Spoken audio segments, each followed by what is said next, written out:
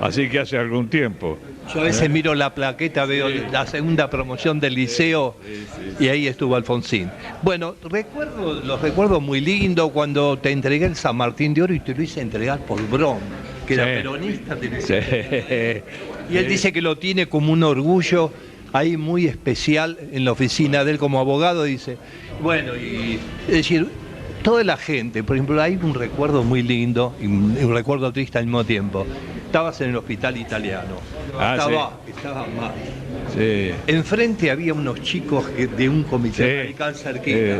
Sí, cómo no. Formosa, 14. Algo así. Y había unos rubios. Y yo iba con Beba Pugliese, la hija de Osvaldo. Sí. Y venía todos los días a preguntar por uno. Sí, muchas gracias. En una palabra, es decir, están enlazados los mejores recuerdos de Rapoport, el amigo Alfonsín. Bueno. Yo te digo que en la apertura de mis programas siempre estás vos. Bueno, muchas gracias, Rafa. A vos te veo muy bien. Cada vez más joven. Sí, a vos te veo también. Y hoy, mira, quiero simplemente en pocas palabras y como último, hubo alguien que los dos conocimos mucho, un amigo común, Marquito Zimmerman. Gran amigo, desde luego, que hoy lo sigue el hijo en la misma línea. Eduardo Zimmerman. Inclusive recuerdo hoy en el salón que vamos a hacer la conferencia de voz, se llama Marco Zimmerman. Bueno, para mí es un honor no solo para él, sino para el radicalismo. La verdad que fue el primer presidente del Partido Radical de San Martín de la era democrática que hiciste vos, que fue Marquito Zimmerman. ¿Cómo no? Y acá mucho de lo que es el colegio de abogados de los tribunales se lo deben a Marquito Zimmerman. Bueno, me alegro mucho. Sí, Alfonsín, recuerdo el cariño, el afecto. Seguí siendo, y lo hago mal siendo periodista, el ídolo político de Rapoport. Bueno, encantado. Vos sos un amigo, es un gusto volverte a ver. Gracias. Discurso de Alfonsín sobre el libro Fundamentos de la República Democrática.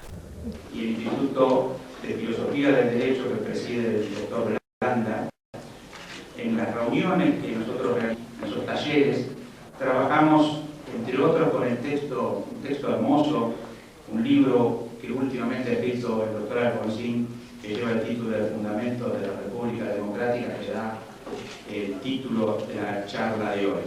Y en esas reuniones que realizamos, convenimos con los integrantes, como decía, del instituto que preside el doctor Blanda, en convocarlo nuevamente al doctor Alfonsín para que esté estos momentos con nosotros, para escuchar su pensamiento, sus ideas con relación a la nación y a la república y su proyección.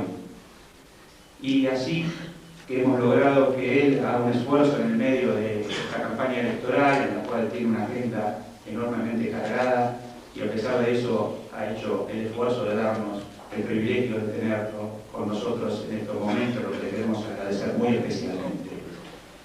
Y lo único que quisiera resaltar, nosotros estábamos, para sincerarnos, porque uno siente una necesidad espiritual de hacerlo. Estábamos haciendo tiempo para comenzar esta reunión y veíamos en la televisión que están transmitiendo en estos momentos el juzgamiento a un represor, todos los canales transmiten en directo, se están haciendo la presentación de las defensas, se han habido algunos incidentes, se ha desalojado la sala, eso lo veíamos hace instantes. Y entonces uno recordaba cuando enfrente, en el Palacio de Tribunales, en nuestro edificio, el hall estaba lleno de ciudadanos que venían a buscar noticias de sus familiares que habían desaparecido y que consideraban que estaban en Campo de Mayo, como es nuestra jurisdicción.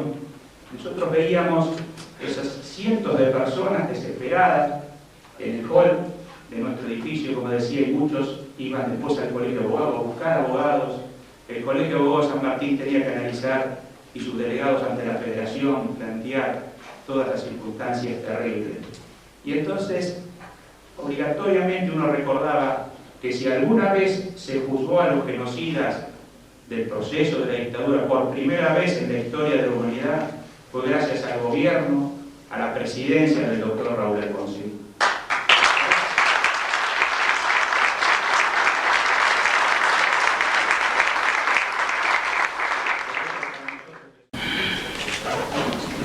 Señor presidente del Colegio de Abogados de San Martín, de la provincia, querido querido amigo Eduardo Zimmerman,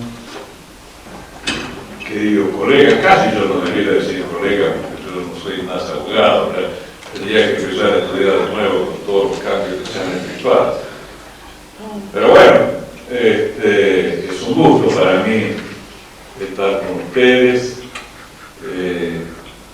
Menos mal que colegas no tienen diferenciación de género, si no tendría que estar diciendo algunas cosas, mujeres y hombres, porque ahora no nos dejan pasar una ustedes, y dentro de poco vamos a tener que defender el cupo de los varones si seguimos así. Pero bueno, se me ha pedido que hable sobre el libro. Ustedes saben que yo di 30 clases sobre la teoría del Estado en la Facultad de Derecho de la UBA, de posgrado, que de suerte que esa es la base del libro. Ustedes saben además que la teoría del Estado abarca todo, absolutamente todo, lo que pueda interesar a la ciencia política y a la filosofía del derecho. De modo que tampoco puedo ir aquí a expresar todos los pensamientos que he volcado en muchas páginas. Les recomiendo que no lo lean, porque es medio aburrido seguramente. Pero voy a hablar, sí, de bastantes cosas que tengo en el libro, y lo he querido vincular a lo que puede llamarse el problema del Estado y la gobernabilidad. Primero tenemos que ver qué comprende el Estado. El Estado comprende, desde luego, los organismos públicos más importantes que dictan las normas que corresponden para la convivencia de una nación, pero también los organismos secundarios, menos importantes, que igual regulan a niveles distintos o otros niveles la vida en sociedad, y a la sociedad misma. Todo esto está comprendido por el Estado. Es la presencia del Estado, la necesidad del Estado, es quizá, no sin quizá, de acuerdo a mi criterio, el consenso más generalizado que hay. Como ustedes saben, la democracia necesita de consenso y de la legitimación del disenso. Pero eso acerca de la necesidad del Estado, hoy día son muy pocos los que pretenden negarlo. Tal vez haya que recurrir a Holloway, que es un profesor escocés que se dice que es mentor en Chiapas de los muchachos que se rebelan contra el gobierno. Él recomienda la pereza, desde luego, y el propio sabotaje, para que sobre la base de los escombros de lo que quiere se pueda crear una nueva sociedad sin tomar el poder. Pero antiguamente sí teníamos que el viejo anarquismo estaba contra el Estado, desde luego, y el marxismo, sobre todo el marxismo economicista también. Pero hay que advertir que ya en un libro, en un prólogo que hace Engels, en un libro que se llamaba Las luchas sociales en Francia, creo que por allí 1848, él empieza a advertir que la nueva modalidad del Estado puede ser aprovechada por las clases populares para lograr reivindicaciones fundamentales. Y así le abre la puerta al campo reformista del marxismo, principalmente a Bernstein, que sostiene lo mismo, y a Lassalle, el fundador del Partido Socialdemócrata Alemán. El propio Lenin no habla de la destrucción del Estado, sino que dice que hay que distinguir lo que es la parte que puede conspirar contra la igualdad de la parte necesariamente administrativa, por ejemplo, que tiene el Estado. Y se advierte entonces una presencia cada vez más importante en el pensamiento de izquierda de aceptar el Estado. Gramsci, una vez un sacerdote de Villa Constitución, aquí cerca, cuando yo estaba enfermo hace 8 años con el accidente, no quiso dar una misa por el mejoramiento de mi salud, porque decía que era gramsciano, que disparate.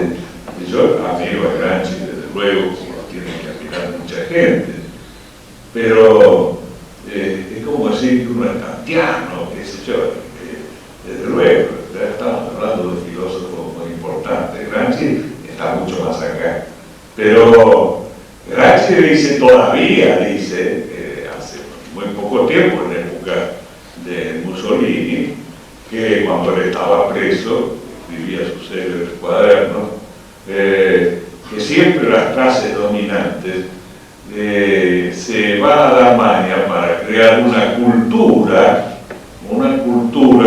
que le permita entender como natural una situación de la que son absolutamente dominados.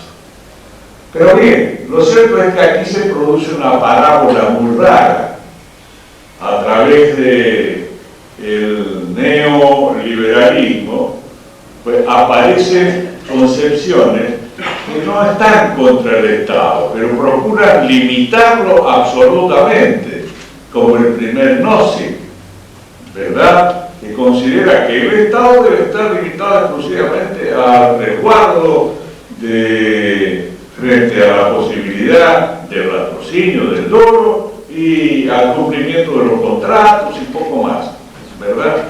Él mismo Nozick, que escribió este libro pensando en criticar a Rawls, que fue para mí John Rawls un hito en la filosofía del derecho contemporánea, murió hace muy poco. Todo lo demás es después de Rawls, aunque sea para criticarlo, pero tiene que tomar sus categorías y sus enseñanzas. Bien, les decía que se produce una parábola tremenda, ¿verdad? Porque entonces ahora ya no es la izquierda, sino la derecha la que pretende no terminar con el Estado, sino reducirlo, desde luego. Cuando hablamos de gobernabilidad, por supuesto, entonces, no nos estamos refiriendo, desde luego, a este tipo de Estado, o a esta forma de entender el Estado. Los tipos de Estado son otras cosas. Hay un filósofo español que hace una división, a mi juicio, muy precisa acerca de los diferentes tipos de Estado. Yo no quiero cansarlos a ustedes, pero vamos a verlo sintéticamente. El Estado justo de Platón, ¿no? Ustedes saben que Platón consideraba que todo cambio iba contra la perfección. La perfección era el no cambio, es decir, el conservadurismo llevado a la última consecuencia. Había una tendencia en consecuencia histórica hacia la corrupción. El bien es considerado como a todo aquello que preserva y el mal como a todo que destruye o que cambie. Los 4 periodos de la degeneración política son del Estado perfecto, luego el Estado de la temarquía, luego el Estado de la oligarquía, luego la democracia, en la que dicen que se hace dueño los asaltantes, dicen que son miserables, cualquier barbaridad, dice, de la democracia, y finalmente la tiranía. Divide a la sociedad prácticamente en dos, aunque son 3 en realidad: los filósofos, los guardianes y los obreros. Son 2, son los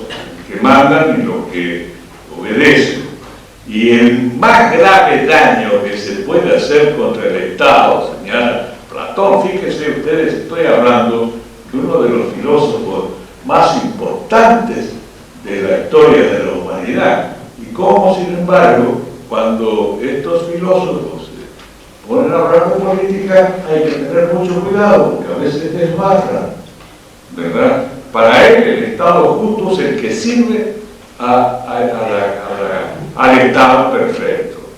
Cualquier contacto o intercambio de una clase con otra constituye una grave transgresión contra la ciudad y puede ser justamente condenada como el más bajo de los crímenes. Platón, pues, utiliza el término justo como sinónimo de lo que interesa al Estado perfecto, detener todo cambio mediante esa rígida división de clases. Todo aquello que favorezca al Estado será bueno, virtuoso y justo. Lamentablemente, estas ideas de Platón se prolongan en el tiempo y también llegan a otra cumbre de la filosofía fundamental, como Hegel. Hegel considera, por ejemplo, les digo una sola frase para no aburrirlo: el Estado es todo y el individuo nada, ya que todo se lo debe al Estado. Sencillamente. Era una línea que se proyectaba desde Platón, pasando también por Aristóteles, que llega a que la otra línea, la de Sócrates, que llega por el lado de Kant hasta nuestros días, con otra concepción. El otro estado es el estado del realismo político. Pensemos nada más que en Maquiavelo en cuanto a su visión fuerte, en la frase fin justifica los medios, y su visión democrática, pero también teniendo en cuenta que se define el Estado como la posibilidad de ejercer poder en Weber, que ya lo hace desde el punto de vista democrático, y que teme Weber fundamentalmente el problema de la administración, de los administradores, de la burocracia. No me salía la palabra. Después tenemos el Estado legítimo, que es el que venimos a defender, que es el que tenemos que resguardar, acerca de cuya gobernabilidad nosotros vamos a hablar. El Estado legítimo sostiene que el contenido de la ética social de una sociedad determinada debe concretarse en la ley, que al expresar esos valores y no otros, confirma la existencia de la democracia. Reclama la deliberación permanente para establecer consensos significativos. El diálogo generador de consenso es el método para construir el Estado legítimo. El Estado legítimo debe garantizar las libertades.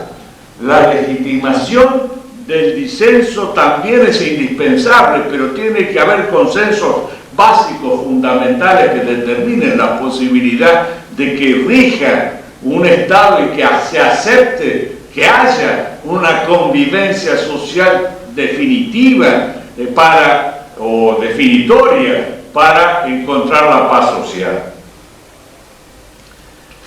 Desde luego, ¿qué es lo que estamos viendo entonces acá? ¿Quién sería el enemigo? Yo digo con Bobbio que es el extremista. El extremista es la peste de la política, porque atenta contra el diálogo y contra el consenso, no acepta el interlocutor de ninguna manera, no existe el interlocutor. ¿Por qué? Bobbio cita a un neofascista que dice: nuestro drama actual se llama moderación, nuestro principal enemigo son los moderados. ¿Verdad? Que esto es lo que hemos visto, por ejemplo, en la guerra de Argelia. De uno y otro bando se mataban a los moderados porque esto era inconveniente para levantar dos banderas extremistas. Desde luego, es una constante afirmación de la igualdad. El Estado legítimo no solo debe buscar la libertad, sino la igualdad. No simplemente la igualdad ante la ley, que como se ha dicho muy bien, es un poco aquello del pensador francés, no me acuerdo ahora el nombre, que decía que la ley permite por igual a los ricos y a los pobres dormir debajo de los puentes, ¿verdad? Tenemos que ir mucho más allá de esa igualdad. ¿Y qué otra cosa se necesita entonces para ser el Estado? ¿Cuáles son las necesidades del Estado? Primero, la soberanía, es decir, la autodeterminación nacional. ¿Qué conspira contra la autodeterminación nacional en estos momentos? Tenemos que tener en cuenta que vivimos una globalización insolidaria que genera más mayor brecha entre países ricos y países pobres, y brecha social más importante también dentro de cada país. De suerte que es muy claro que se reaviva la confrontación entre mercado o planificación. Estamos sufriendo problemas muy serios en este sentido. Ya vamos a hablar de este tema un poco más adelante. Vivimos frente a esta necesidad de combatir los efectos negativos de una globalización que se va a imponer igual, pero que hay que combatir y hay que lograr que sea solidaria, no insolidaria. Tenemos que buscar mercados regionales, como por ejemplo el Mercosur. Yo creo que ha llegado ya a ser una política de Estado. Aunque nosotros comenzamos con otras ideas que me parecían a mí más importantes, yo creo que ahora se va a ir hacia eso. Nosotros hablábamos, cuando nos integramos con Brasil y Uruguay, no solo de los aspectos vinculados a la negociación o a los intercambios comerciales, sino también habíamos firmado protocolos vinculados a una cooperación científica, tecnológica, cultural y aún política, que era muy importante. Nosotros íbamos a hacer, por ejemplo, los aviones que hoy tienen tanto éxito que fabrica Brasil, los íbamos a hacer en conjunto, utilizando la planta de aviación de Córdoba. Todo esto quedó en aguas de borrajas en un principio, cuando yo llegué a suponer en las primeras épocas del gobierno del doctor Menem que íbamos a salir del Mercosur, pero eso no sucedió posteriormente. Por otra parte, tenemos que ver el mundo en que vivimos también, en cuanto a este tema de la autodeterminación. Vivimos un mundo donde la guerra desatada por Estados Unidos a Irak ha traído aparejada la aparición de una guerra sin territorio, sin término, sin códigos humanitarios, sin tiempo, que es el terrorismo, producido fundamentalmente por los fundamentalismos. Y no vayan a creer ustedes que me estoy refiriendo exclusivamente al fundamentalismo islámico. También hay un fundamentalismo judío y también hay un fundamentalismo cristiano. Quizás el ejemplo paradigmático sea el presidente de los Estados Unidos, el señor Bush,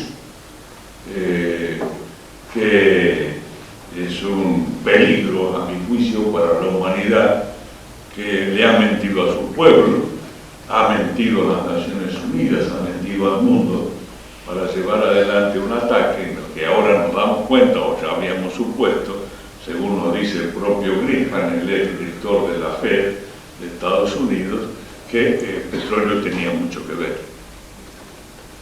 Desde luego, entonces, allí tenemos que estar en un mundo en el que vamos a sufrir muchas presiones. Y una de las cosas buenas que ha hecho este gobierno las presiones que tuvo insistentes del gobierno de los Estados Unidos, que reclamaba que enviáramos tropas a Irak. Esto no fue, gracias a Dios, y debemos alegrarnos mucho de eso.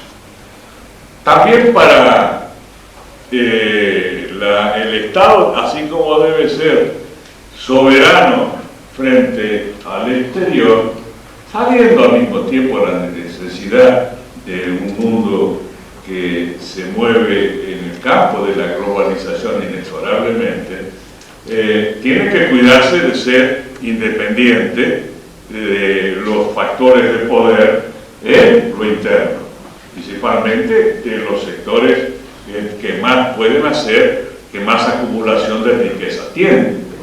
Esto es interesante ver, por ejemplo, cómo en cuanto al Estado y al mercado, hay mucha gente que pretende hoy que el mercado regule la economía de un país por sí solo y no piensa en un mercado que sea regulado por el Estado, sino en un mercado autorregulado. Es una concepción que ha ganado mucho terreno en los Estados Unidos, donde nos hablan de las condiciones de la democracia, y una de ellas es el free market, como ellos dicen, ¿no?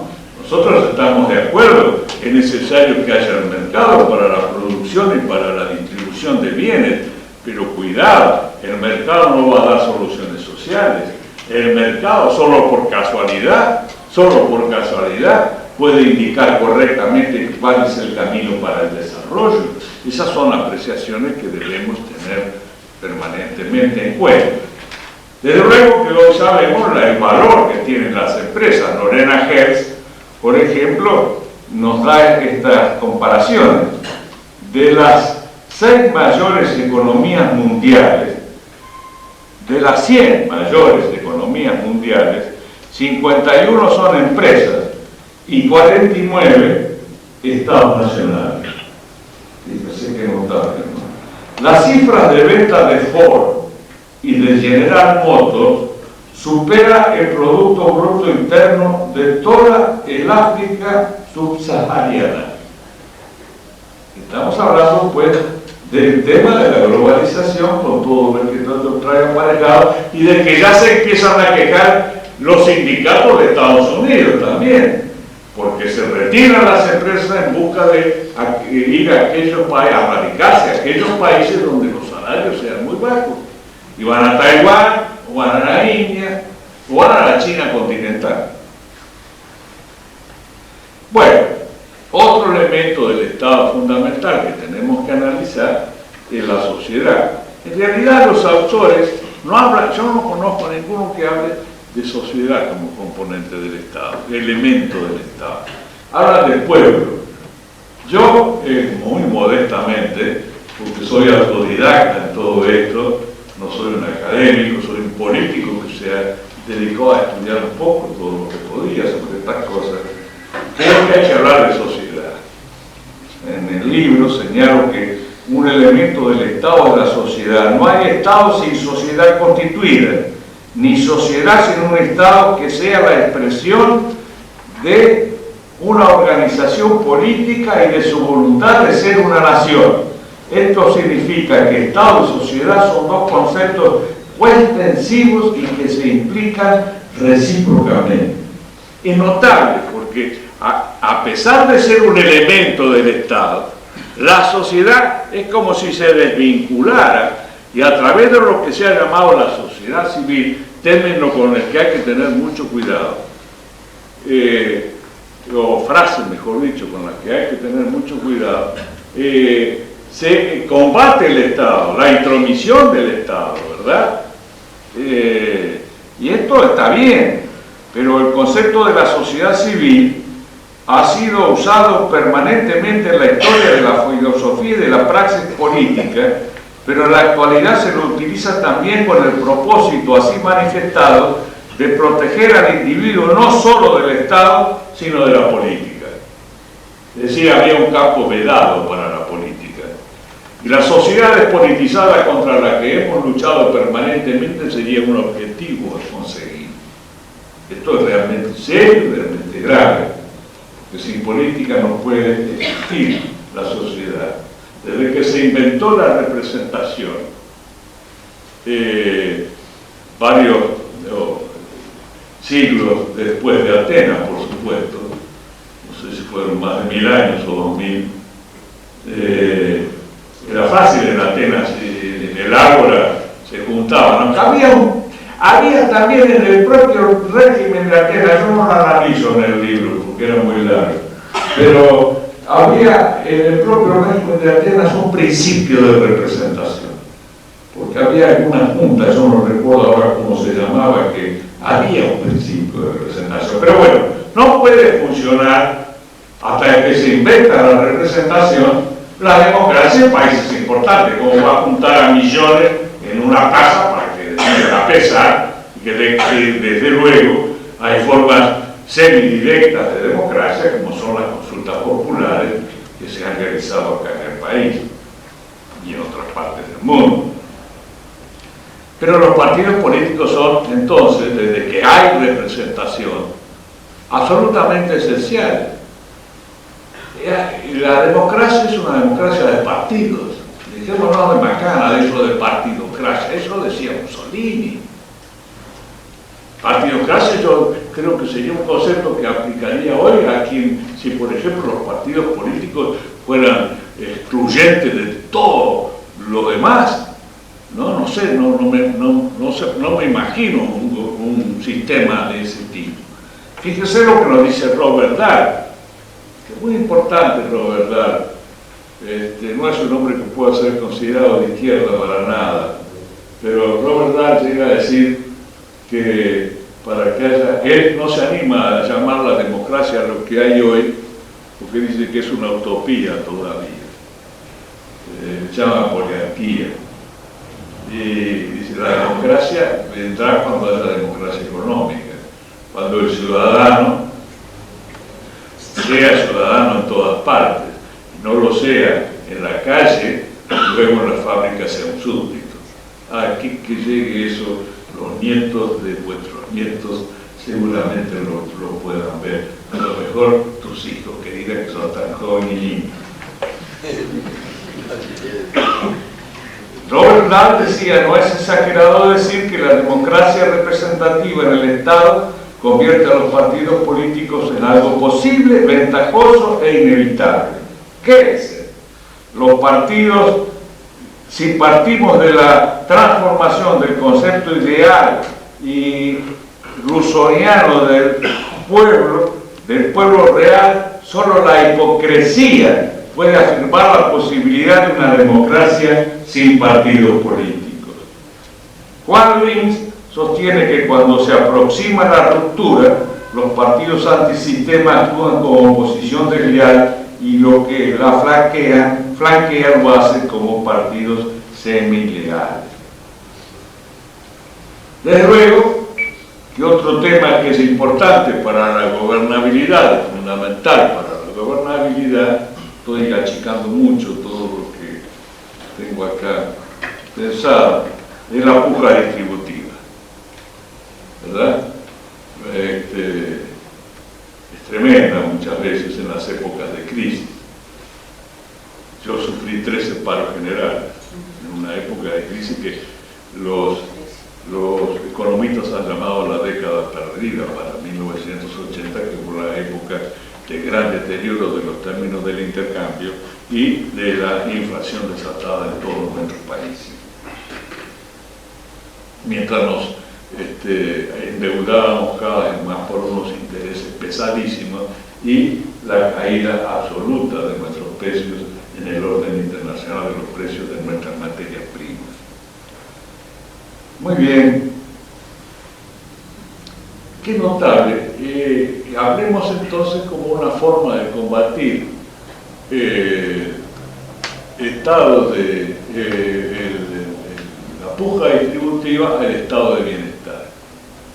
El estado de bienestar nace en dos países totalmente distintos, modernamente, ¿verdad? ¿verdad? Si no, se ha considerado, por ejemplo, que el primero es Bismarck, el bismarquismo se lo ha llamado. Pero no, modernamente. En Suecia, en Estados Unidos. En Suecia, país socialista, y en Estados Unidos, capitalista con Roosevelt a la cabeza. ¿Por qué nacen al mismo tiempo? Porque ambos sufrían una crisis de demanda. No había posibilidad de que las fábricas mantuvieran a su personal, puesto que no había empleo y entonces no había demanda. Allí es cuando cuenta la anécdota que Roosevelt lo manda a llamar a Keynes, un gran economista inglés, Keynes, que ya había anticipado la llegada de una dictadura en Alemania cuando ponen tremendamente condiciones tremendas después de la guerra en el Tratado de Versalles. ¿Y qué le dice Keynes a Roosevelt?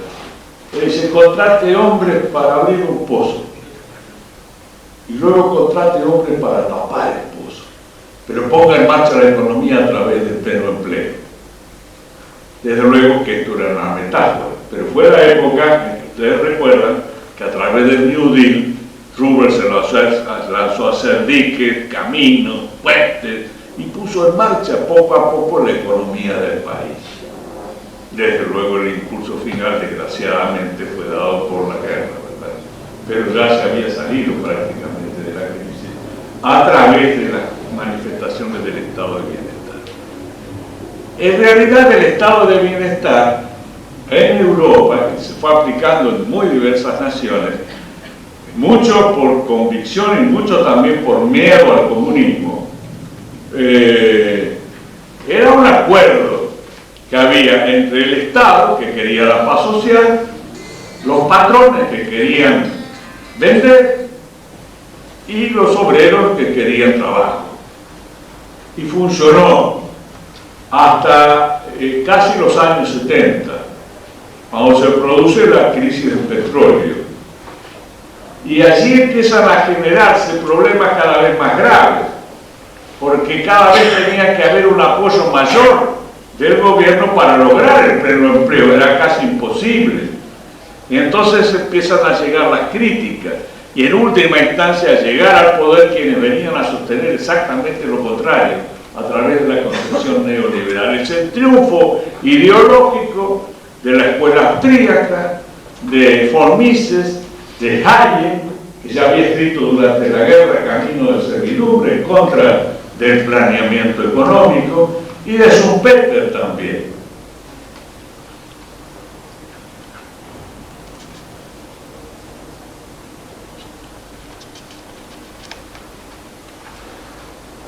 Otro tema importante para la gobernabilidad es el tema de los medios de comunicación. Evidentemente, y aquí también Dan nos dice una cosa muy importante: no solamente basta la libertad de prensa, el reverso de la libertad de prensa es la libertad de información. Es decir, el ciudadano tiene que tener la posibilidad de informarse por distintos medios de acuerdo a cuál sea su opinión, ¿verdad? Es muy importante tener en cuenta esto y no confundir la libertad de prensa de los antiguos, cuando se da origen a aquel derecho fundamental y básico de la República, que bastaba con una Minerva. Ahora se necesitan, esto se acaba de apagar, ahora se necesitan millones y millones, qué oficio, ¿no? Millones y millones de pesos o de dólares para poder montar una empresa de este tipo. De modo que los voy a saltear porque no, tengo miedo de cansarlos. No, para nada. ¿Qué otra cosa precisamos? El sujeto democrático. A veces se olvida esta verdad de perogrullo. Para construir una democracia hace falta sujeto democrático. Puede haber un fascismo sin fascistas. Puede haber una monarquía monarquías y monarquías, pero no puede haber democracia sin sujetos democráticos. De modo que es necesario poner de manifiesto permanentemente la necesidad de llevar adelante una enseñanza y una educación que vaya formando también, al mismo tiempo que da instrucción en ámbitos a los jóvenes, que les permita comprender la necesidad de llevar adelante acciones vinculadas a la necesidad de su participación y a la ética de la solidaridad. Yo creo que la única manera de romper la cadena generacional de la pobreza aquí y en cualquier país es a través de la instrucción y la educación. La instrucción es la que nos brinda conocimientos, la educación es la que nos crea hábitos hasta de higiene, de lavarse los dientes si ustedes quieren, pero hábitos que sirvan para la convivencia de los argentinos y de cualquier nación. Y hay comportamientos patológicos muy analizados por Fromm en un viejo libro que yo leí hace muchísimos años y que lo cito también en este libro actual, que es el comportamiento patológico, la enfermedad política. Él analiza diversos comportamientos patológicos, entre ellos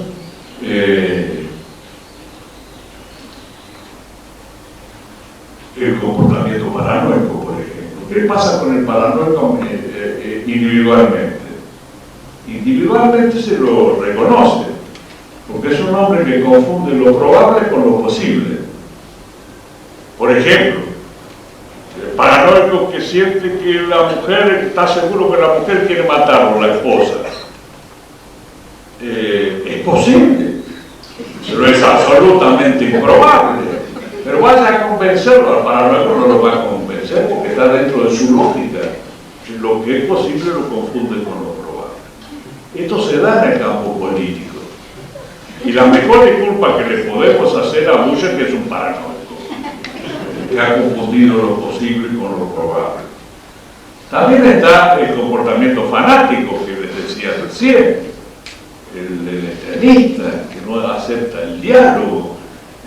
Hay también un comportamiento de proyección, que es el hombre que no acepta nada y que cree que los demás no lo aceptan, y es él que es así.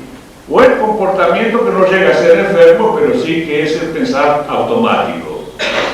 ¿Cuánta gente podemos encontrar hoy que nos dice una cosa que ha leído los diarios y que piensa que está diciendo su propio pensamiento?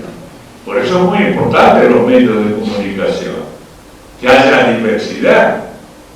El certificado de honestidad de los medios de comunicación es decir la verdad y toda la verdad, como en el juramento de los Estados Unidos. Toda la verdad. Puede tener sus preferencias, por ejemplo, ¿cómo no? Y hay otra forma de comportamiento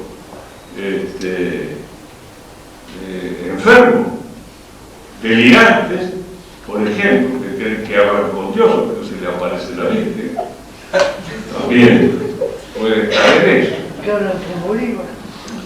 También tenemos que analizar los déficits de la democracia. Son muchos, pero antes vamos a ver la diferencia de acuerdo a mi criterio, no lo dicen por lo general los autores, que hay entre república y democracia.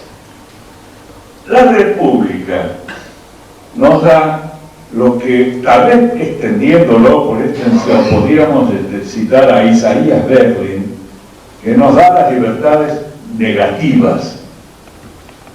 Negativas porque impiden que un Estado arbitrario nos meta presos, nos torture, nos mate. Pero son las libertades esenciales para la república. Así se constituye la república. ¿Sobre qué base? En primer lugar, la división de poderes. Es fundamental para que haya república que haya división de poderes. En nuestro país, desgraciadamente, está bastante lesionada esta división de poderes porque se margina el Congreso de la Nación a través de un cúmulo de decretos de necesidad y urgencia, y también por la decisión de la mayoría de no sacar ni una coma del proyecto que viene del Poder Ejecutivo, que son por general todos los proyectos de ley que se consideran. Y en cuanto al Poder Judicial, ustedes lo conocen muy bien, el cambio de la ley del Consejo de la Magistratura permite que el oficialismo pueda bloquear la designación de juez de un candidato que no le guste y también pueda bloquear el jury de enjuiciamiento de un juez que sí le gusta. De modo que también ahí queda ciertamente lesionada esa libertad o esa división del poder. En cuanto a los déficits de la democracia, son enormes. Ya les decía recién que Robert Dahl no se anima, dice que es todavía una utopía, es decir, uno si realmente piensa de que son pocas las democracias en este sentido estricto. En el sentido amplio todos somos democráticos y hay democracia en un sentido amplio, pero en el sentido estricto así no son pocas.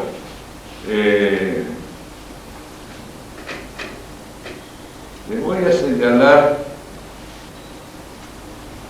una frase que a mí me gusta mucho. Anatole France era el de la posibilidad de dormir bajo los puentes. Uno de los problemas que pasa no es por esto de la democracia. Veamos lo que nos dice Gerard Lyon-Cahen. En suma, el derecho laboral cambió de beneficiario, protege a los más fuertes y abandona a los más débiles. La oposición entre el trabajo asalariado y el trabajo no asalariado ya no es lo que se creía. Débiles, protegidos y fuertes sin protección. En filigrana aparece una tendencia inversa. Fuertes protegidos por el equivalente de un derecho social, débiles, a menudo abandonados a la libertad económica. Sostiene Guillemot que reina el consentimiento a la desigualdad. Consentimiento a la desigualdad. Ese nietzscheanismo blando, alimentado por un miedo objetivamente cómplice del cinismo de los taimados. Un miedo proteiforme y no confeso, el miedo del pobre que teme la expulsión, el miedo de la clase media a la que le asusta la pobreza, el miedo del rico que se preocupa por la bolsa. Este miedo encadena la hermosa modernidad occidental a sus egoísmos y en el fondo a sus negaciones. Es el compañero inseparable del remordimiento esporádico que surge a veces como una fumarola en el espíritu de la época. Es preciso conservar esto en la memoria. Como la justicia no recorre cotidianamente las calles, su nostalgia está depositada en alguna parte, enorme, intacta, almacenada. En fin, podría citar a Hillman, que les recomiendo leer a Hillman, su libro, no me acuerdo el nombre, Lecciones de Intransigencia o algo así. Pero no quiero seguir demasiado. Otro problema que tiene la gobernabilidad, que analizo también en el libro. Y el Estado tiene una doble obligación. El Estado democrático tiene la doble obligación de defender al ciudadano de la explotación, ¿verdad?, pero a la sociedad de actitudes caóticas que siembran el germen de la autodestrucción. Juan Lins, que es un español que enseña en la Universidad de Yale, que está conectado con él varias veces, sostiene: una autoridad que no está dispuesta o es incapaz de utilizar la fuerza cuando se ve amenazada por la fuerza, pierde el derecho a exigir la obediencia incluso de aquellos no predispuestos a ponerla en duda.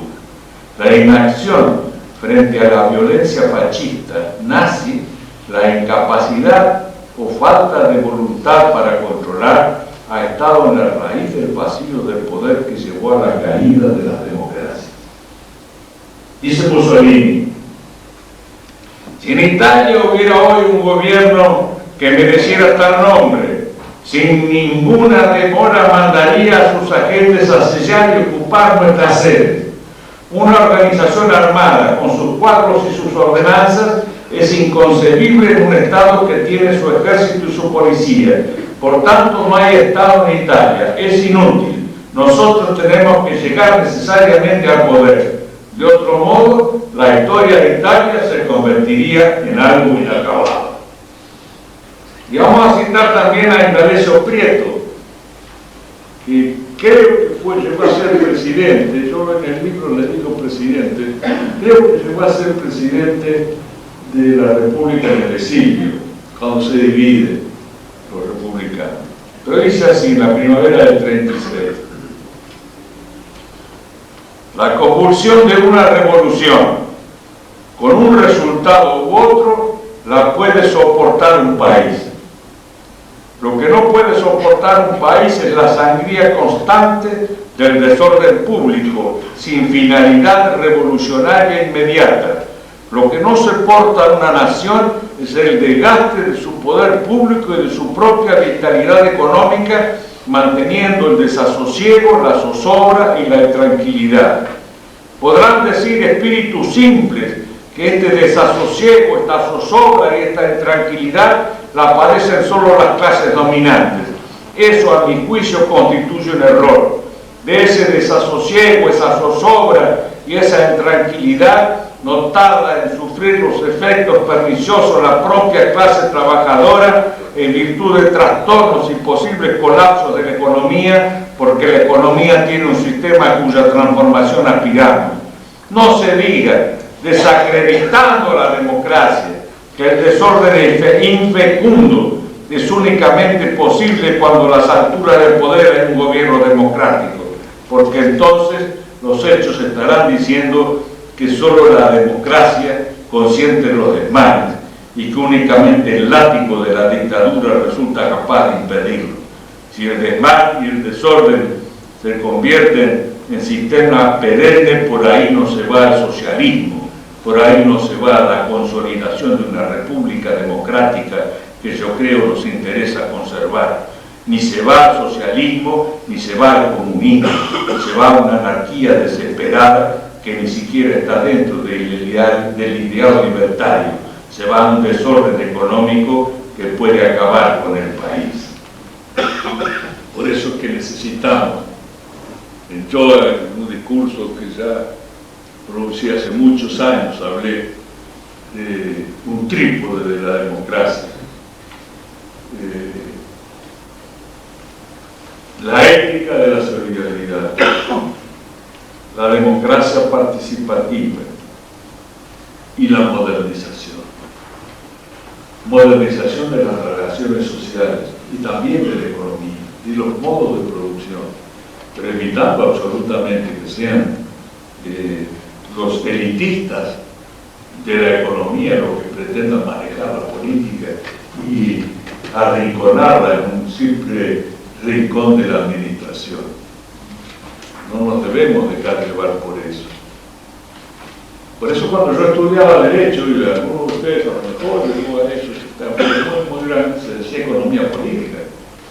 No decíamos economía, ¿verdad? La economía política es otra cosa. Pero finalmente, hablemos de nosotros un poco.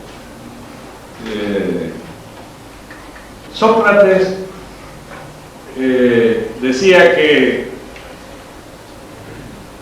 nadie podía evitar o evadir ese juez inapelable que está dentro de nosotros mismos y que a la noche en nuestra mayor intimidad nos pregunta acerca de qué es lo que hemos hecho durante el día. Hannah Arendt también decía algo similar, decía que tenemos un alma que nos damos cuenta que existe cuando nos sentimos tironeados por dos factores distintos, como un amigo mío que decía, yo no sé qué hacer porque mi corazón me lleva a la izquierda, pero mi cabeza me lleva a la derecha. Pero en serio, tenemos que cuidarnos. Nosotros que somos privilegiados, absolutamente privilegiados, aunque nos vaya mal, aunque estemos mal, que somos profesionales, que hemos llegado a este grado de conocimiento, tenemos que tener también este sentido solidario y sentir el alma dentro de nosotros mismos, hacer pues inapelables. Que seguramente en estos momentos nos estará preguntando, vos que comés todos los días, ¿qué hiciste hoy por lo que no pueden comer y tienen hambre? Muchas gracias.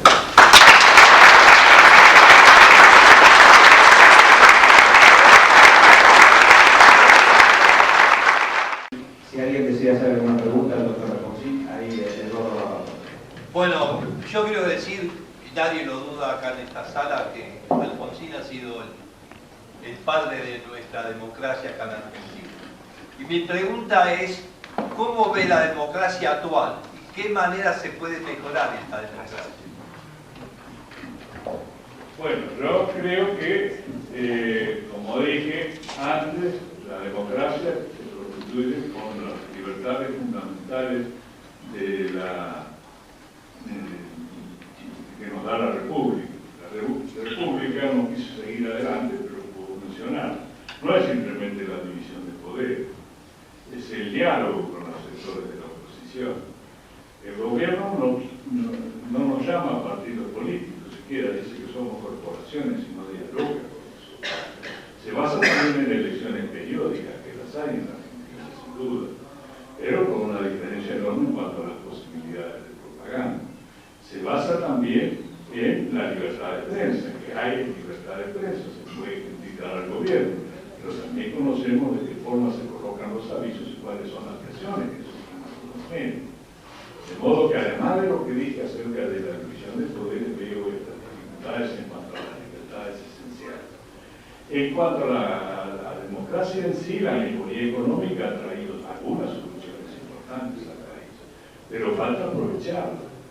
Yo creo que falta mucho todavía para lograr superar la brecha social que hoy estamos viviendo, que sigue siendo mucho. Ustedes saben que el continente latinoamericano no es el continente más pobre del mundo, pero es aquel donde hay mayor brecha social.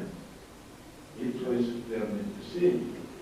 Bueno, nosotros lo que tenemos que tener es no llegar de nuevo a las negativas y reductivas. Nosotros hemos vivido 50 años desde 1810 hasta 1860 para organizarnos. Parecía logrado todo, pero pasaron otros 50 años entre 1819 y 16 en lo que no se cumplió la Constitución en el aspecto fundamental de respeto a la voluntad popular, y sectores elitistas que hicieron alguna cosa por el país, pero creyeron que el crecimiento iba a ser automático tomado de la mano de Gran Bretaña, llegaron al final a promover procesos de corrupción espantosa. Hubo el interregno del 16 al 30, y del 30 al 83 vivimos otros 50 años de golpismo y del gobierno del peronismo, al que hay que reconocer que tuvo importantes avances en el campo de la búsqueda de la igualdad, pero que se olvidó de la libertad. Nosotros fuimos la oposición, también hubo negativas irreductibles y también tuvimos errores, porque muchos llegaron a ayudarnos, no porque pensaran en la libertad, sino porque querían parar el proceso igualitario del Perón. No estoy haciendo historia parcial ni sectaria. Y en estos momentos lo que hay que evitar es que tengamos que llegar de nuevo a las negativas irreductibles. ¿Por qué no se compensa con los partidos políticos, por qué no se abren posibilidades distintas a la democracia, por qué no se apoya al federalismo, que hoy en día es un cascarón, porque falta la ley de coparticipación que le dé los fondos automáticamente a los gobiernos que no tengan que portarse bien de acuerdo a lo que dice el gobierno para que le puedan dar los fondos. Fueron 15.000 millones de pesos lo que el año pasado dio, 5.000 de fondos fiduciarios y 10.000 de superávit fiscal arbitrariamente, y así nos compró, por ejemplo, a los radicales, 5 de 6 gobernadores y decenas de intendentes que prefirieron 20 cuadras del pavimento para que cuidar sus principios y hacer honor a la sigla que lo había votado cualquiera que fuera. En fin, yo creo que hay inconvenientes serios y por eso que mi deseo fundamental es que haya un comportamiento de convivencia entre los argentinos, ¿verdad? Gracias. Sí, doctor. Germán Marcucci de CN Noticias, le doy la bienvenida en la punta. En base a lo último que estaba hablando, esta nueva moda de algunos radicales de alinearse al kirchnerismo, ¿podría profundizar su opinión al respecto de eso? No le entendí bien. En base a lo último que estaba usted apuntando, de esta nueva moda de algunos radicales de alinearse al kirchnerismo, como el caso del actual intendente de aquí, de San Martín, ¿podría profundizar un poquito más su opinión con respecto a eso? Mire, sí, mi opinión es que están tremendamente equivocados. Y creo que ya estamos superando nosotros esta crisis. Les digo que nosotros hemos tenido una crisis similar. Yo tengo edad suficiente, tengo 80 años, en el 45 y 46 lo viví.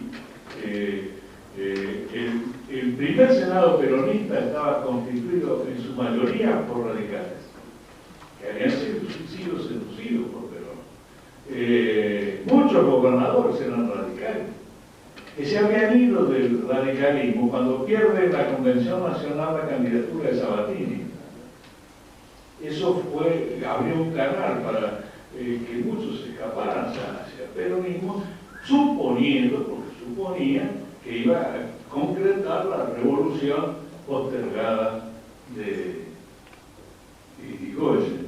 Pero allí había hombres, todo el bloque de los 44, estaba Balbín, estaba Esposilla, estaba Frondizi, fuera del bloque estaba Levenson, Arralde, en fin, mucha gente, y tuvimos un piso del 20%. Nosotros vamos a superar esto cada vez más y vamos a lograr de nuevo competir. Ya le hemos dado 6 presidentes a la Argentina. Esperamos darles otro tanto en este siglo.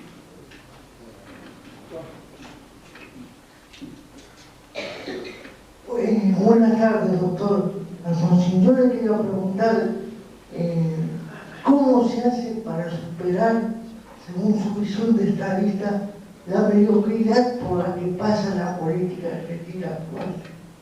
¿Cómo se hace para superar eso? Para devolver la mística a la política, que para mí es una cosa necesaria para que el hombre crea que él puede ser partícipe de algo más importante que él mismo. Usted tiene razón, doctor. No hay ninguna duda de que vivimos una época en la que la política está desprestigiada, seriamente desprestigiada. Lo cierto es que lo está en todos los países del mundo.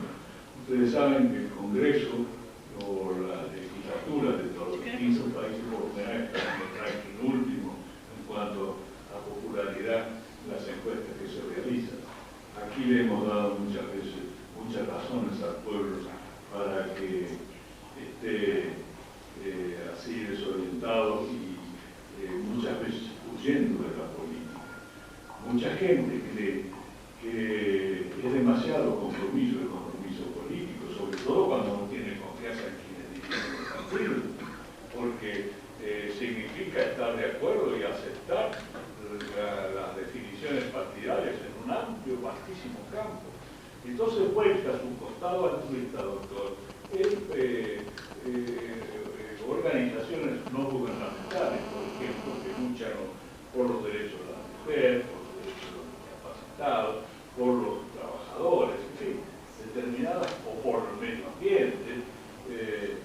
esta es una redundancia, el medio es el actor. Pero se dice así, ¿qué vamos a hacer? De modo que yo creo que lo que hace falta es un problema de educación, porque nosotros somos producto de la sociedad. La sociedad elige a los políticos. En la medida en que mejoremos la sociedad, va a mejorar la política, ¿verdad? Y todavía vamos a seguir. Es que es muy corta la vida. Fíjese que hace que pocos años hace que nos decían que se vayan todos. Nos hemos olvidado de eso. Y se van todos, que llega nada. Bueno, y fueron cosas tremendas lo que nos pasaron, evidentemente, y sufrimos nosotros, los radicales particularmente, una crisis muy dura. El problema está en la sociedad. La sociedad llega a producirse esta revolución educativa en la sociedad, para adelante tendremos una situación distinta. Yo estoy convencido que esa es la única solución. O la solución fundamental, digamos, ¿verdad? Pues a la salud, todo lo demás. Pero la educación y la inclusión, eso es lo que necesitamos en el país para tener una sociedad. Como tenemos, fíjense, los ejemplos raros que tenemos aquí. Doctor presidente es hincha de Racing, yo soy independiente, somos amigos. Los hinchas de Racing no quieren prestarle la cancha independiente, estamos con todos. Es una sociedad que vive además gripada. Este gobierno también hace lo que puede para debilitar a los partidos políticos, a no considerarlos. No, en fin, son una serie de factores. Doctor, mi pregunta es esta. ¿Cómo puede el hombre ser demócrata, especialmente los jóvenes hoy día, cuando tenemos un gobierno que no lo es? Para mí, el gobierno que tenemos no es demócrata. Usted lo dijo muy bien, no hay democracia si el hombre no es demócrata, si la sociedad no es demócrata. Entonces, ¿qué hacer con estos, por ejemplo, los piqueteros que impiden que yo actúe libremente? Todo ese tema, ¿cómo lo solucionamos? Mire, señor, yo creo que, por ejemplo, a medida que hay menos democracia, más voluntad de democracia se genera en la gente. Gracias a Dios, no vamos a tener un acto como el del obelisco de 1 millón de personas más. Gracias a Dios, porque la gente se pronunciaba y era un sujeto democrático porque salíamos de una dictadura. Y estos actos solamente se pueden hacer cuando hay una dictadura. Gracias a Dios hoy tenemos un abanico de posibilidades y la gente elige. Hay una búsqueda de solución. Pero si cada uno piensa que es necesario encontrar estas soluciones a los diversos problemas originados, más democrático va a ser. Bueno, tengo que hacer una pregunta política. ¿Por qué hay que votar a Lavagna? No sé si me disculpan ustedes que estamos ya en los campos políticos.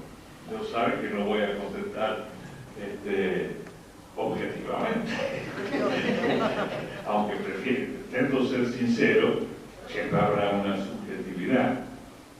Yo creo honradamente que es de todos los candidatos a la lista el más eficaz, el más eficiente, el mejor candidato que tenemos.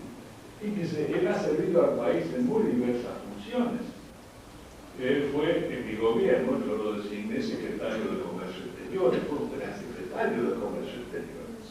En el gobierno de la Alianza fue embajador ante la Unión Europea y luchó contra los subsidios que ellos dan, no solo a la producción, sino también a la exportación, lo que vulnera nuestra posibilidad de ir a terceros mercados. Y fue jefe ahí también de la misión ante las Naciones Unidas de Ginebra. Después lo llama a Dualde y nos saca del tsunami, del maremoto, el corralito, todo ese desastre que había, que se vayan todos, como recién mencionaba.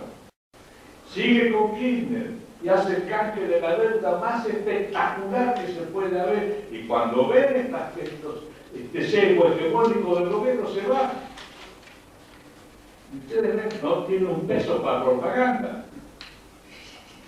No sale en los diarios, sale poco, ¿no? A pesar de que se mueve y de que anda. Una preguntita corta. Hace tiempo que no lo veo los artículos del diario de la más. No, hace poco escribí dos. Uno recuerda sobre el tema del ministro de Relaciones Exteriores de Francia que había dicho que había que prepararse para la guerra con Irán. Y otro, ¿sobre qué tema fue? Otro con motivo de las Malvinas. Hace menos de un mes los dos. De nada, señor. No es que me llame. Buenas tardes, doctor. Buenas tardes. Haciéndome eco de sus palabras, yo pienso que el ser humano, por ser gregario, ya necesita vivir y crear una consistencia humana. Y esto le plantea el problema del poder. A su juicio y a su experiencia, doctor, ¿cuáles cree que son los mecanismos para reforzar el aspecto institucional y mejorar los sistemas de elección? Mire, en primer lugar hay que diversificar el voto, ¿verdad? Si estamos queriendo matar la oposición y para que haya, como pasa en algunas provincias, donde se divide el oficialismo, donde sabe que gana y nos saca los 3 senadores, los 2 de mayoría y uno de minoría, eso no va a poder mejorarse las instituciones nunca.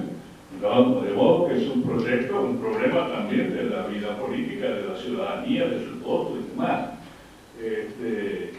Pero no sé qué otra parte, qué otra cosa me preguntaba.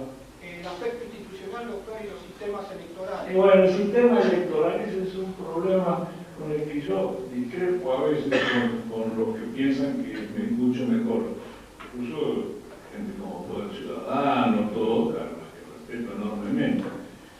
Yo estoy en contra de la ley de voto uninominal, porque creo que genera problemas muy mala distribución, como por ejemplo en La Rioja, nosotros teníamos un buen porcentaje de votos y no teníamos ningún diputado, porque perdíamos en todas las jurisdicciones, aunque sacáramos el 30%, perdíamos. Además, en la provincia de Buenos Aires, si vamos a un sistema de eso, tendría que dividirse el Gran Buenos Aires varias, es decir, La Matanza ocuparía media provincia de Buenos Aires para compensarla, por ejemplo, con 1.100.000 votos. Porque yo no sé a qué se servirá. Yo no sé si realmente esa será la solución. Pero desde luego que yo soy partidario del voto electrónico. Para mí es fundamental. Es muy difícil fiscalizar. En el cinturón de Buenos Aires debemos tener que fiscalizar alrededor de 30.000 pesos. Eso es muy difícil. Sí, son muchos factores. Gracias, doctor. Doctor, mira que lo molesto. Apelo a su experiencia, acá atrás, apelo a su experiencia, cuando tuvo que sufrir un proceso hiperinflacionario, cuando estuvo en el gobierno. ¿Cómo ve la situación actual del tema de la inflación y logramos una reflexión sobre esto? Bueno, usted sabe que el que se quema con leche ve la vaca y llora, ¿no? Así que yo estoy un poco preocupado, pero no creo que haya que hacer alarmismo, porque la experiencia mía me dice que la gente, para defenderse de la inflación, genera inflación.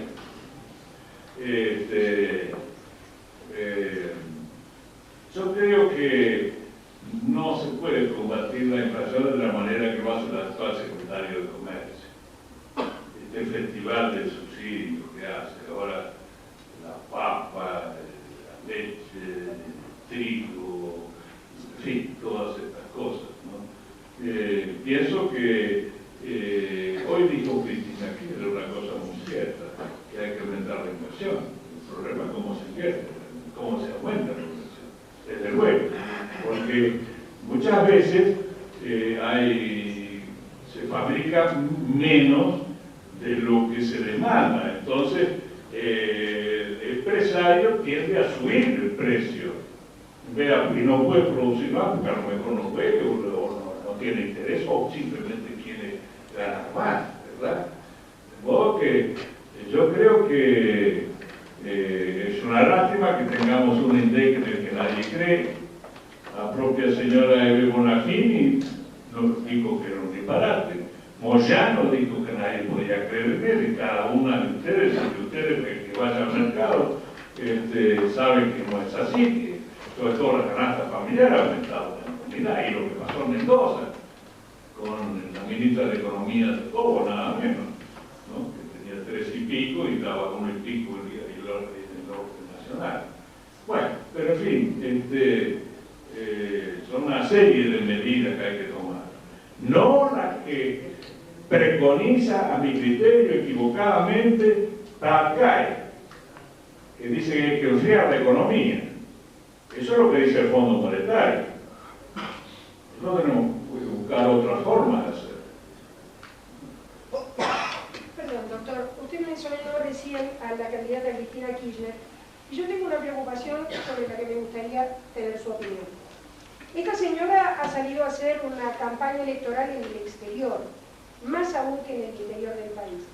Y de lo que he podido observar, ella ha hecho promesas en la continuidad del Estado, dando por supuesto que ella va a ser la presidenta de la República. ¿En cuánto nos puede perjudicar como nación el hecho de que ella no sea consagrada como presidenta de la República en base a esas promesas que ella ha hecho en el compromiso internacional?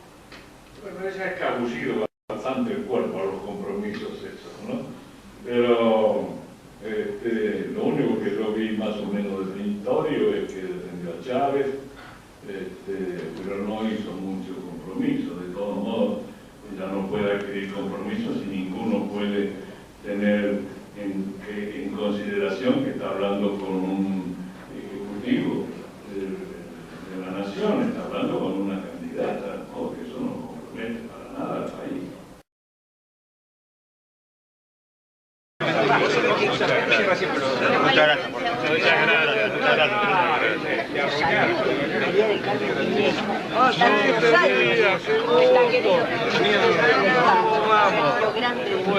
Bueno, muchas gracias. Doctor, la Constitución para mí es una pequeña. Bueno, cómo no. Gracias. 80 más. ¿Cómo se llama? Para Mariano Agostino y Victoria. Mira vos, Adriano. Agostina. Es un honor para mí llevar esta ¿Me permiten una votación?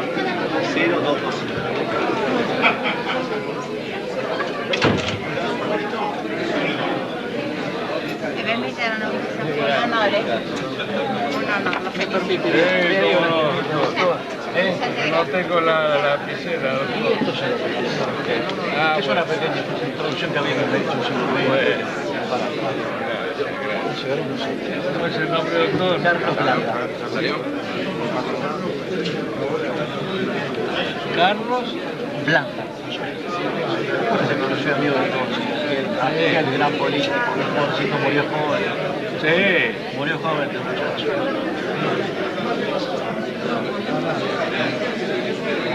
Un diputado suyo, ¿eh? Sí, claro. La gente del pobre. También grandes trabajadores. Qué manera de trabajar. Un placer poder escuchar su mano y por haber conocido personalmente después de tantos años. Muchas gracias. Muchas gracias por su exposición. Soy amigo de Ricardo.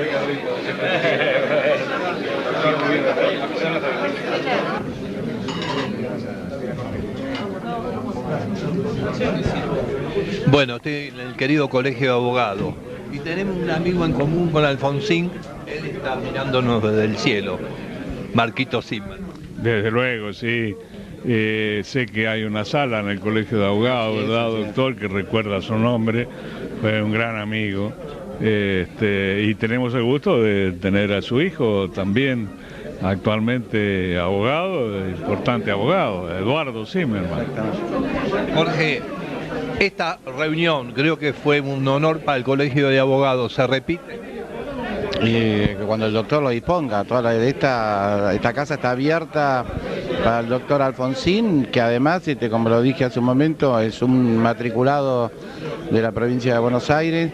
Es un honor para nosotros recibirlo acá. Yo digo, como lo dijera hace un momento, logró el voto popular para ser presidente de la República, invocando la democracia, la República, las instituciones, la Constitución, el Estado de Derecho, y es por lo que bregamos los abogados todos los días.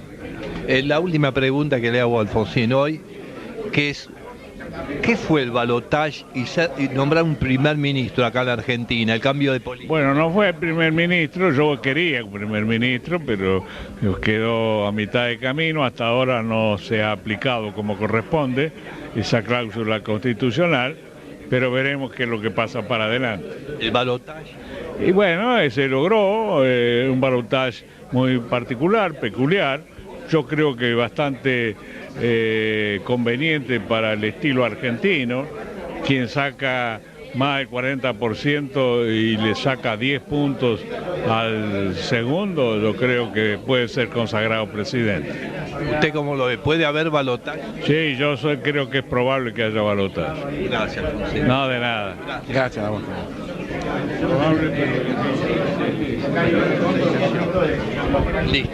Listo. ¿Y Marco? Eduardo, espera, Eduardo, llamalo.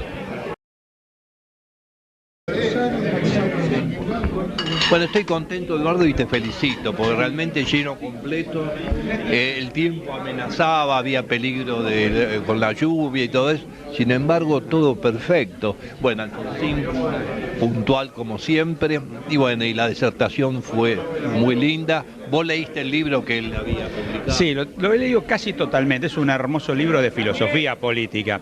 Alfonsín en la introducción dice que él no es filósofo y que eso no es un libro de filosofía política, pero para los que lo leemos es un libro totalmente de filosofía y también de derecho político. No, como a mí me gustó tanto en las reuniones de filosofía que hacemos en el colegio, resolvimos convocarlo sobre ese tema, o sea, sobre el título de su libro.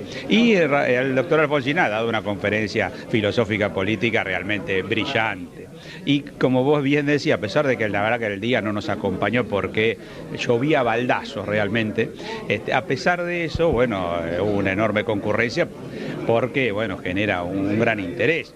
No olvidemos también que lo hicimos al mediodía, porque lo hacemos a la salida de tribunales para permitir, muchos jueces, camaristas han venido y abogados, entonces al terminar el trabajo pueden correrse. Es un horario malo para el público en general, pero bueno para la gente que está en el derecho. Y fue un gran éxito, estamos muy satisfechos, además es un orgullo recibir a un expresidente de la Nación con el prestigio de Raúl Alfonsín. Hay alguien que lo tengo vivo en mi corazón, que es tu querido viejo, Marquito. ¿Qué pasa con el nombramiento de una calle? Bueno, sé que se aprobó en una comisión y ahora fue a la Comisión de Hacienda, eso es lo último que me dijeron. Creo que en estos días no se va a tratar el tema porque con las elecciones me imagino que las comisiones es muy raro que se reúnan una semana antes de las elecciones. Terminado el proceso electoral se va a analizar definitivamente, eso que es un gran orgullo para toda nuestra familia, que haya una propuesta de tantos vecinos diferentes, porque hay como 4 o 5 proyectos diferentes presentados para poner a una calle el nombre de Marco Zimmerman, que aparentemente el consenso que ya ha votado en la comisión es que sería la calle 99 Roca entre Pedriel y Mitre, que justo está atrás de los tribunales y simboliza, como saben que mi padre estuvo un poco atrás de la creación del departamento judicial, pensaron que poner la calle que va atrás de los tribunales sería un homenaje, por supuesto hermoso, él estaría tan orgulloso de eso. Bueno, se va Alfonsín y realmente te agradezco, porque sabés que yo lo quiero mucho a Alfonsín, es mi ídolo político. Y andar.